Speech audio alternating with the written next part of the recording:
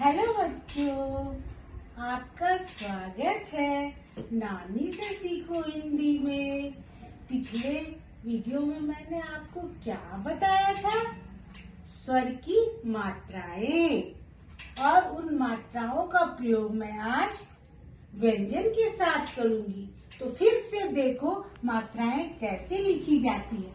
आ की मात्रा नहीं होती है, आ की मात्रा ऐसे होती है। ई की मात्रा बाईं ओर से लिखते हैं, बड़ी ई की मात्रा दाईं ओर से लिखते हैं। ऊ की मात्रा दाईं से बाईं ओर की लिखते हैं, बड़ी ऊ की मात्रा दाहिने से बाएं से दाएं की ओर लिखते हैं। ए की मात्रा ऊपर खड़ी डंडी, ए की मात्रा ऊपर खड़ी दो डंडी, ओ की मात्रा एक डंडी और ऊपर एक डंडी, औ की मात्रा ऊपर दो नीचे एक डंडी, अं की मात्रा ऊपर में बिंदी और अ की मात्रा दो बिंदी।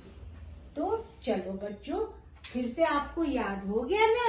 अब इनका प्रयोग क वर्ग में क और ख के साथ मैं आपको बताऊंगी। क वर्ग में क्या क्या होते हैं?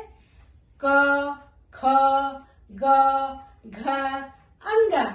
तो उसमें से दो व्यंजनों के साथ मैं बताऊंगी, क के साथ और ख के साथ। क के साथ अ की मात्रा लगाएंगे तो क हलंत प्लस अ इक्वल टू क। अब आ की मात्रा लगाएंगे तो क आकार का। ई की मात्रा छोटी ई की मात्रा क हर्ष ई की, बड़ी ई की मात्रा क दीर्घ ई की, छोटी ऊ की मात्रा कु।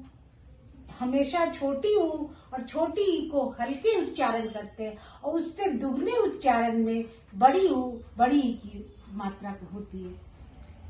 ए की मात्रा के कार के, आई की मात्रा कै, ओ की मात्रा को, औ की मात्रा कौ, अं की मात्रा कंग और अह की मात्रा क।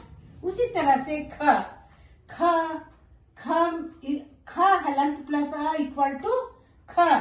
ख आकार खा, ख हर्ष ईकार खी, ख दीर्घ ईकार खी, ख हर्ष खू, ख दीर्घ खू, ख एकार खे, ख एकार खे, ख ओकार खो, ख औकार खौ, ख अंग खंग, ख अनुस्वार ख। तो बच्चों, इनकी प्रैक्टिस बोल बोल कर करना और लिख लिख के करना, अभ्यास के द्वारा कुछ भी संभव है बच्चों, ये हमेशा याद रखना।